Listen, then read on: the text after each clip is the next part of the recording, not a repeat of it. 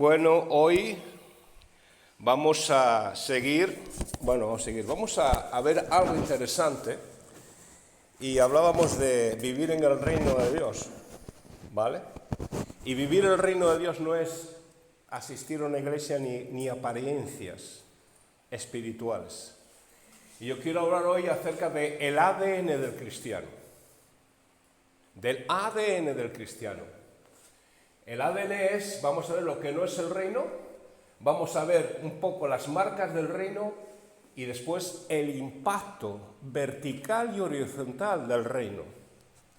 Y esto tiene que ver algo con el interior de cada uno de nosotros. Romanos capítulo 14 nos habla de ciertas tensiones que han pasado en la iglesia, ¿vale? Y en Romanos capítulo 14 había ciertas divisiones por las comidas, por los días, por otras ciertas prácticas, y Pablo no ignora esas diferencias de dentro de la iglesia porque estaban causando un problema. Y él escribe esta carta y los coloca en su lugar. Estas no son las cosas del reino de lo que estaba pasando. Y porque aparentemente hoy también pasa que queremos formas externas que parecen que son espirituales y que a mí me gustan y al otro no le gustan, y a otro le gusta el mantel de color verde, al otro le gustan las sillas de no sé qué, al otro le gustan las alabanzas, levantar la mano. Son cosas externas. Y en la iglesia esta estaba pasando algo que estaba creando un conflicto. Y entonces lo que sí vamos a ver es, en primer lugar, es Romanos capítulo 14, versos 17 y 18, que es nuestro texto de base. Dice, Romanos 14, 17 y 18, porque el reino de Dios no es comida ni bebida, sino justicia, paz y gozo en el Espíritu Santo, porque en el que esto sirve a Cristo, agrada a Dios y es aprobado por los hombres. Y estos 2 domingos atrás estuvimos hablando acerca del reino de Dios. Y unas cosas que vimos es que Jesucristo dijo, el reino de Dios ya está aquí. Pero ahora vamos a ver que el reino de Dios está dentro de nosotros cuando recibimos a Jesucristo como nuestro Salvador personal. Ahí el Rey Jesucristo trabaja. Es el campo de trabajo por medio del Espíritu Santo que el reino comienza a desarrollarse en nosotros de alguna manera, preparándonos para la eternidad. Pero quiero decir lo que no es el contexto del reino de Dios. Y en las iglesias hay mucha confusión. Y el reino de Dios, o sea, aquí vemos que el contexto eran judíos y gentiles que discutían por alimentos permitidos. Algunos guardaban los días especiales, otros no. La iglesia estaba en un riesgo de dividirse. Y Pablo corrige esta perspectiva. El reino no se define por los rituales. No se define. El reino no se mide por una apariencia religiosa. El reino no se sostiene por costumbres humanas. Un ejemplo, los rituales judíos, los judíos, que Nicodemo no sabía ni lo que era la salvación. Nicodemo tuvo que preguntar y hablar con Jesucristo. Nosotros podemos caer en el mismo error como iglesia, voy a hablar, porque hay estilos de música, hay formas de vestir, hay tradiciones culturales, preferencias personales, y nada de eso define el reino. Cuando yo recibí a Jesucristo como mi Salvador personal, todo el mundo iba de traje y corbata, todo el mundo. Y yo, después de estar con un movimiento cristiano que los vi en vaqueros, en camisa, incluso cantando y alabando descalzos, digo yo, esto es lo que yo quiero para mí, porque yo quiero estar cómodo adorando al Señor, pero no me define como cristiano. Y ha ocurrido en iglesias que se han enfocado en lo externo para atraer a personas. Y eso se le llama mega iglesias. Y algunas mega iglesias han hecho este tipo de cosas, donde se reúnen miles de personas, 3.000, 4.000, 5.000 personas. Especialmente para allá, pasando el charco, para Estados Unidos y para Sudamérica. Y hoy en día, en Estados Unidos, hay mega iglesias de 3.000, 4.000, 5.000 que están vacías. Hay una iglesia que está esperando ser comprada para convertirlo en un centro comercial o lo que fuera. ¿Por qué? Porque han trabajado. ¿Qué podemos hacer para que vengan personas a la iglesia? Un buen programa infantil, un buen grupo de alabanza con un montón de cosas, y se han esforzado en lo exterior, pero no en trabajar en el corazón de la persona, que es lo que tú y yo necesitamos. Porque la gente necesita justicia, necesitamos gozo y necesitamos paz, que es lo que el Señor quiere trabajar en nuestras vidas. Lo externo puede ser útil, pero nunca es lo esencial. Lo esencial siempre es interno, espiritual y transformador. Así que vamos allá y vamos a ver que el reino de Dios es justicia, paz y gozo en el Espíritu Santo. Aquí Pablo nos revela el ADN del reino, 3 marcas producidas por el Espíritu Santo. Justicia, es justicia lo que provee. Así que estamos ahora en las marcas del reino y es una de las columnas, es justicia. No es solo una posición, sino que es algo que sale de nosotros. La Biblia enseña que somos justificados por la fe. Pero aquí Pablo habla de justicia vivida, de conducta recta, de integridad, de obediencia a Dios. Justicia, diakoisine, no es solo la justificación legal ante Dios, sino vivir haciendo lo correcto. Y este mundo necesita ver personas que hacen lo correcto. Vivir de una manera recta conforme a la voluntad de Dios significa actuar y decidir según lo que Dios nos enseña en la Biblia, buscando agradarle y seguir sus mandamientos. Hebreos dice, pero sin fe es imposible agradar a Dios. Es vivir con honestidad, amor, justicia, humildad y obediencia a sus enseñanzas. La pregunta es, ¿qué es vivir de una manera justa, recta, ante los ojos de Dios? ¿Es ser muy bueno, aparentar ser bueno y tal? ¿O hablar bien o decir tacos y cosas? Que no está bien. Pero es eso, no. Miqueas 6:8 nos dice, oh hombre, que Él te ha declarado lo que es bueno. Y lo que pide Jehová de ti, solamente hacer justicia, amar misericordia y humillarte ante tu Dios. Este verso resume, claro, de lo que Dios espera de nosotros para vivir correctamente. Hacer justicia, vivir rectamente, implica tratar a las personas con equidad, ser honestos y defender lo justo sin aprovecharse ni dañar al prójimo. Eso es ser justo. Eso es ser justo. Y esta sociedad necesita hombres y mujeres que sean justas. No estoy hablando que no vayamos a meter la pata, ni que nos equivoquemos, pero desde nuestra disposición tenemos que trabajar para poder hacer justicia. Dice este verso, amar misericordia. Además de la justicia de Dios, quiere que tengamos un corazón compasivo, que seamos perdonadores, que nos ayudemos a quienes están en necesidad. Ese fue uno de los mensajes centrales de Jesucristo. Ser personas que rezuman misericordia, que tienen gracia con las personas. Este mundo necesita hombres y mujeres que tengan misericordia con otras personas, que tengan gracia con otras personas. ¿Sabes por qué? Porque yo soy el primero que quiero que tengan misericordia conmigo, porque voy a equivocarme, voy a meter la pata, no soy perfecto, pero yo tengo que hacer lo mismo, tener misericordia con las personas. Y dice, humillarte ante tu Dios. Eso es vivir conforme a la voluntad y requiere cierta humildad, reconocer que necesitamos a Dios, depender de Él y obedecer sus enseñanzas. Yo necesito depender de Dios, entender lo que Dios es para mí. Hoy para mí fue un tiempo especial por la mañana, porque yo quería saber más de Dios. Dios, ¿cómo eres tú de grande? ¿Cuál es tu grandeza? Y allí Dios me llevó, por diferentes maneras de leer la Biblia, a Isaías 40, donde habla de la grandeza de Dios, donde las naciones no tienen nada que hacer, donde Él está sentado sobre la circunferencia de la tierra. Y yo dije, wow. Y yo quiero a ese Dios, yo necesito de ese Dios. Este conjunto de versos nos muestra que una vida recta conforme a la voluntad de Dios no es solo seguir reglas, sino tener un corazón justo, amoroso y humilde, un corazón disponible.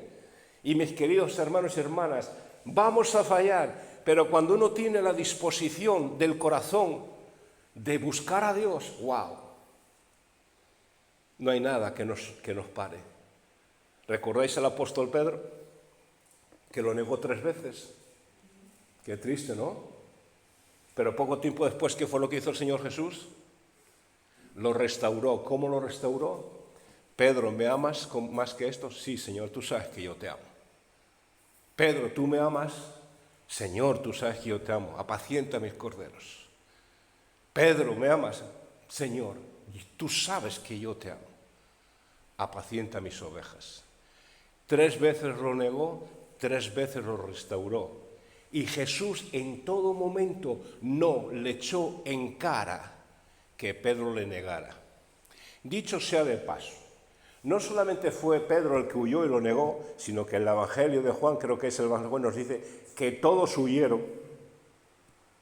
Todos. Claro, el artista principal, el actor principal de esta película, que lo podemos titular La huida, fue el apóstol Pedro. ¿Por qué? Porque Pedro tenía más enfoque en la vida de Jesucristo en esos momentos, pero todos se fueron, Pero Dios le restauró. Una de las cosas que nosotros tenemos que entender es lo que nos dice Romanos capítulo 12. No os conforméis a este siglo, sino transformaos por medio de la renovación de vuestro entendimiento, para que comprobéis cuál sea la buena voluntad de Dios, agradable y perfecta. Necesitamos renovar nuestra mente diariamente. Yo necesito cambiar mi mente, porque mi mente no es perfecta. En mi mente entran cosas que no deberían de entrar.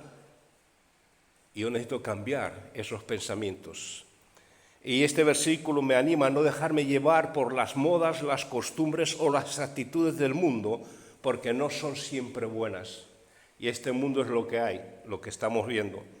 Nosotros debemos cambiar nuestra forma de pensar y entender las cosas renovando nuestra mente con los valores y las enseñanzas de Dios. Para mí es un descubrimiento, después de casi 50 años predicando el Evangelio. Yo no me siento atado a Dios, yo no me siento un esclavo de Dios, yo no me siento un prisionero de Dios, porque Dios me ha enseñado lo bueno que es vivir con Él, cambiando la mente y viviendo bajo sus parámetros. Y esto implica un cambio interior constante, buscar crecer espiritualmente en la lectura y aplicando las enseñanzas. El Salmo 115, verso 1-2 dice: Jehová, ¿quién habitará en tu tabernáculo? ¿Quién morará en tu santo monte? El que anda en integridad y hace justicia y habla verdad en su corazón. Una manera de tener comunión con el Señor es buscar hacer la justicia de Dios y hablar verdad. Efesios 5:8 y verso 10 dice: porque en otro tiempo eres tinieblas, mas ahora sois luz en el Señor. Andad como hijos de luz, porque el fruto del Espíritu está en toda bondad, justicia y verdad. Así que sí podemos hacer justicia. Y este mundo necesita hombres y mujeres que puedan transmitir justicia, vivir en justicia. La política no hace justicia, ni los políticos, ni los religiosos, ni los cantantes, ni los actores, nadie. Solamente aquellas personas que quieren hacer justicia y vivir bajo el paraguas de Dios. Vamos a seguir mirando las marcas del reino, porque la otra marca es lo que todo el mundo busca: paz. El reino de Dios es paz. ¿Por qué? Porque la Biblia nos enseña que Dios es la fuente de nuestra paz. Dice 2 Tesalonicenses capítulo 3, verso 16, y el mismo Señor de paz os dé siempre paz en toda manera. El Señor sea con todos vosotros. Otro verso es Isaías 26, verso 3 y 4, que todo el mundo lo sabe. ¿Y qué dice? Dice, tú guardarás en completa paz aquel cuyo pensamiento en ti persevera porque en ti ha confiado.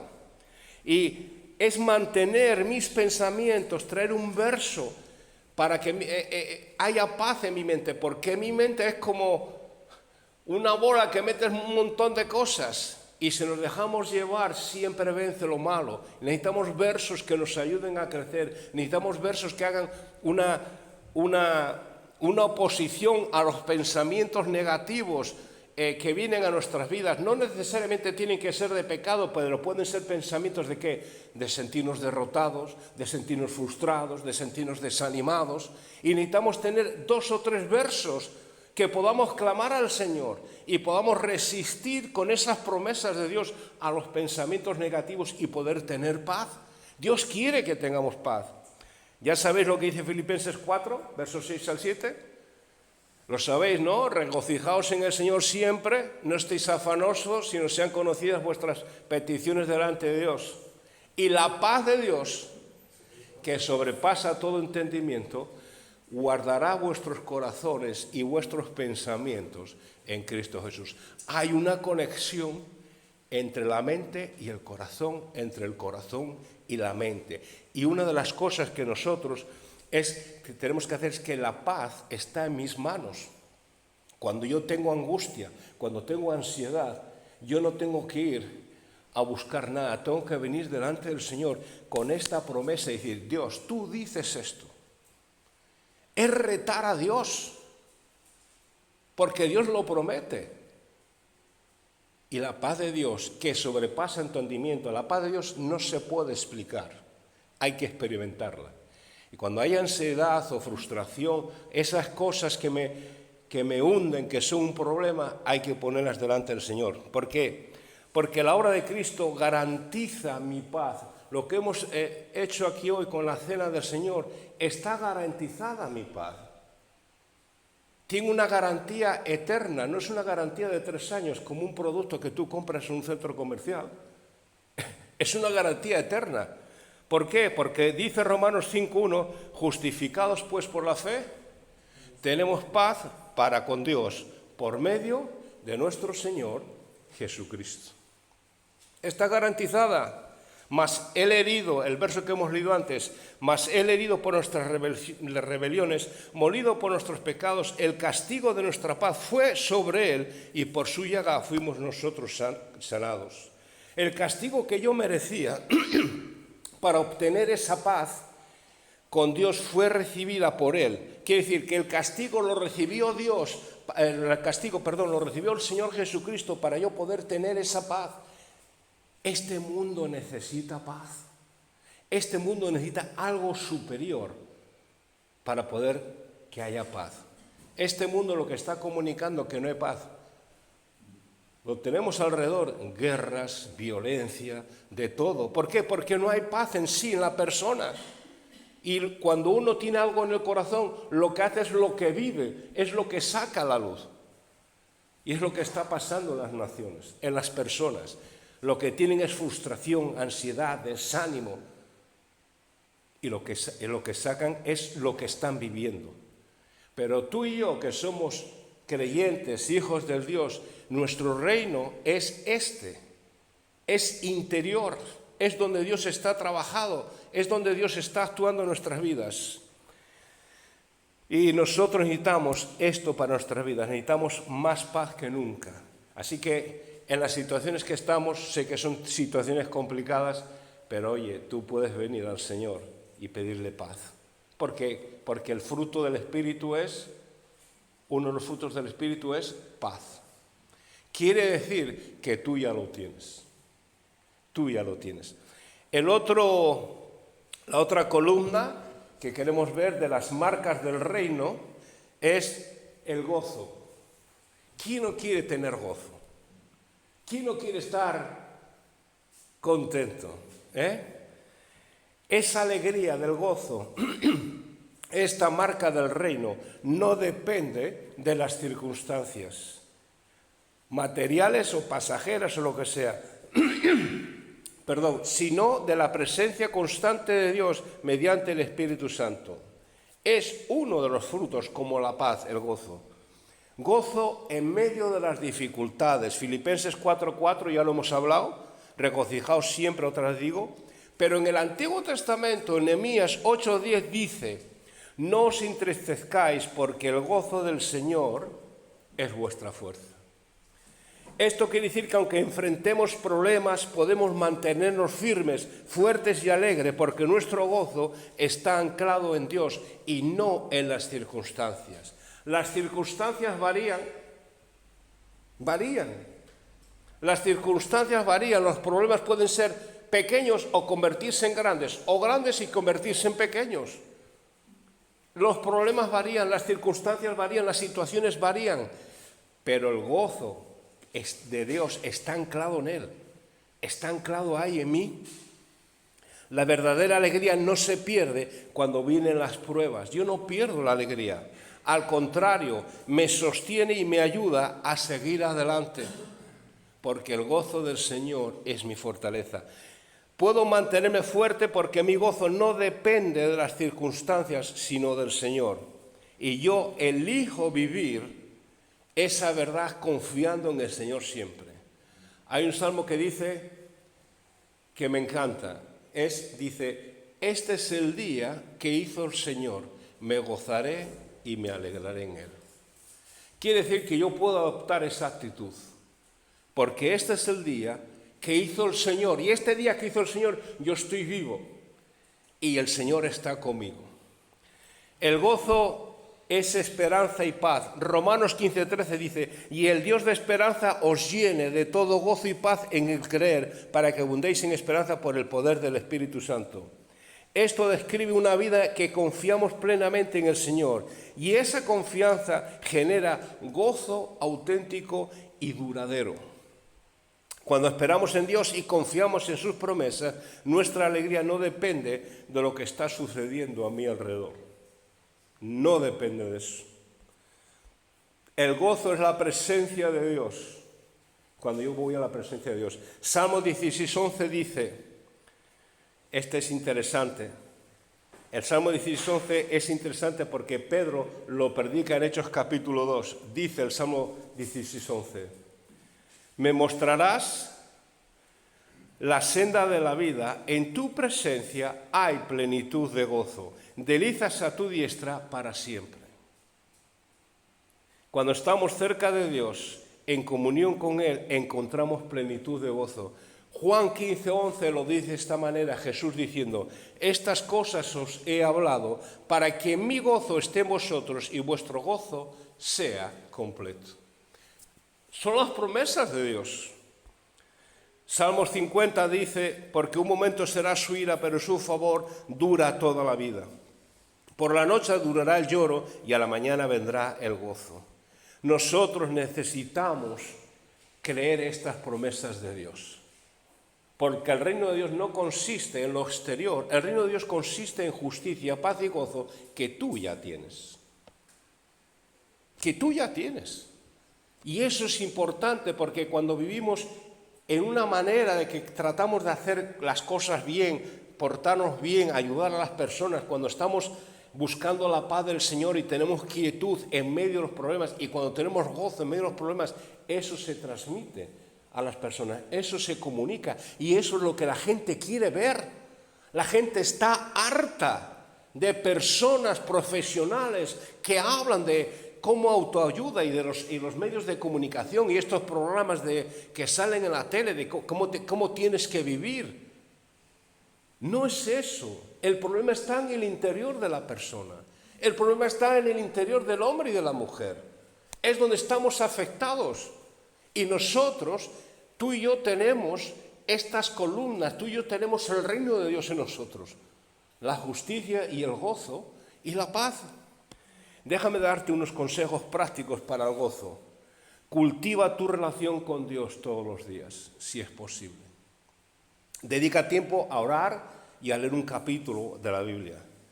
Porque la conexión diaria con Dios va a fortalecer tu alma. Y eso te lo dice una persona que lleva más de 50 años predicando. He leído de todo. No tengo grandes estudios. Pero si una cosa, yo se lo decía a Dios, si una cosa ha sido lo más esencial en mi vida, lo más esencial, lo más importante es leer la palabra del Señor. Un capítulo, 2, había momentos que a lo mejor no entendía lo que leía, pero es como cuando vas escalando o vas caminando y disfrutando de un viaje, mejor dicho. Vas caminando por un camino, por el bosque, y vas disfrutando del viaje. Y la palabra del Señor para mí ha sido vital, no vital, sino de vital importancia para yo no morir espiritualmente ni emocionalmente. Por eso yo siempre animo, no te fíes de los profesionales que te enseñan mucho en YouTube y por ahí. Practica tú la lectura diaria de la Biblia por encima de todo. Y después, los que predicamos, vendremos. Pero primero eres tú con el Señor. No lo que yo diga. Y lo he dicho algunas veces, cada vez que me escuchéis a mí o escuchéis a otro, tenéis que verlo a la luz de lo que la Biblia enseña. Pero tú tienes que practicar ese hábito de poder relacionarte con Dios todos los días, si es posible, 10-15 minutos. Eso va a ser aire. Va a ir aire para ti. Enfócate en lo eterno, no en lo temporal. Muchas veces perdemos el gozo porque nos enfocamos en cosas pasajeras. Y muchos problemas tenemos en la vida porque maximizamos los problemas y me enfoco en esto que está pasando, pero tengo que enfocarme en el Señor. Tengo que enfocarme en el Señor. Tengo que enfocarme en el Señor. Y venir al Señor, yo estoy convencido, es que yo esto lo repito muchas veces porque es lo que yo he vivido. Cuando tú te relacionas con el Señor, tú le pides, en cualquier circunstancia, Dios va a obrar y va a trabajar y te va a hablar en la palabra. Porque la Biblia enseña en Hebreos 4:12 dice que la palabra de Dios es como una espada de 2 filos que penetra y discierne las intenciones del corazón. Y tú necesitas, yo necesito venir a la palabra. Y es lo más importante. Y eso te va a ayudar a enfocarte en las promesas de Dios. Si tienes problemas, enfócate en el Señor. Los problemas no van a desaparecer. No van a desaparecer. Si no crees que no van a desaparecer, estás equivocado. No solamente no van a desaparecer, sino que igual va a venir alguno más. Por eso es que nosotros necesitamos agarrarnos aquí al Creador, al Señor Dios Todopoderoso, de cuál es la gloria y la eternidad. Y permite que el Señor, por medio del Espíritu, trabaje en tu vida. Y para cerrar, el impacto del reino en la vida del creyente. Verso 18, vamos a leer lo que dice el verso 18, dice, porque en el que esto sirva a Cristo, agrada a Dios y es aprobado por los hombres. ¡Wow! Cuando tú dejas que el reino trabaje en tu vida, cuando el Señor permites que la justicia, el gozo y la paz trabajen en tu vida, tú estás agradando a Dios y agradando a los hombres. Es vertical, horizontal. Vertical, horizontal. El verso 18 muestra un doble impacto de enfocarnos en estas 3 columnas. Hay un doble impacto. Tú piensa lo que dice aquí. Dice una palabrita muy importante y a mí me fascina. Agrada a Dios. A Dios le agradamos cuando permitimos que el Espíritu que está en nosotros, que trabaja en nosotros, que nos ayuda a ser justos, a tener gozo y a tener paz, está trabajando ahí. Estamos agradando a Dios. Yo no agrado a Dios por ser a lo mejor un hombre famoso de negocios o de teología o de 50.000 cosas, sino porque estas cosas, el reino de Dios, están en mi corazón. Y agradar a Dios no le impresiona que tengamos toda la razón en debates teológicos secundarios, sino en que estemos haciendo estas cosas. Le agrada ver el carácter de su Hijo Jesucristo reflejado en nosotros, porque Jesús en su carácter era justo tenía gozo y tenía paz. ¿Tú ves alguna vez en los evangelios a Jesús estar triste por problemas personales? No. ¿Perdió el gozo?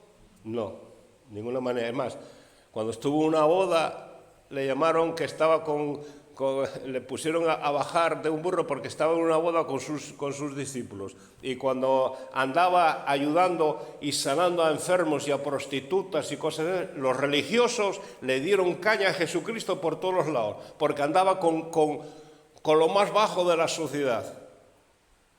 Él no se inmutó. ¿Por qué? Porque estaba haciendo justicia, tenía misericordia y gracia con estos hombres y mujeres que necesitaban de Dios. Ese es el impacto vertical, y el impacto horizontal es aprobado por los hombres. El mundo no se convence por discusiones simples e internas de la iglesia, sino por mi vida. Una iglesia, una persona que vive en paz, gozo y hace justicia, se vuelve atractiva y creíble ante una sociedad que está rota. La gente marcha de la iglesia porque las iglesias han fracasado en transmitir el mensaje del Señor.